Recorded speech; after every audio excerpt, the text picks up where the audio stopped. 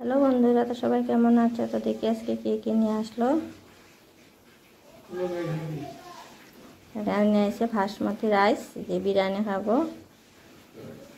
এখানে আছে বিস্কিট, এটা ওদেরই খাওয়ার। এটার মধ্যে ভাই বোনের জন্য ঠান্ডা। এখানে আছে টমেটো আর কচু। সবজি নিয়ে আসলো বেগুন, পটল, ভাত কেরেলা, তিতা কেরেলা।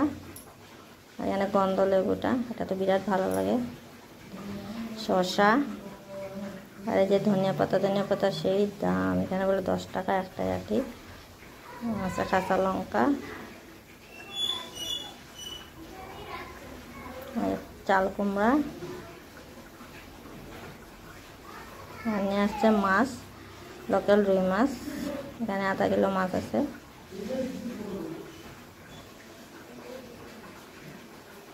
এটা কচু দিয়ে বানাবো। আর আছে এখানে পোটেঙ্গা চালটা, এটা ডাইল দিয়া, ডাইলের সাথে বিরাট ভালো লাগে আমার, টক ডাইল।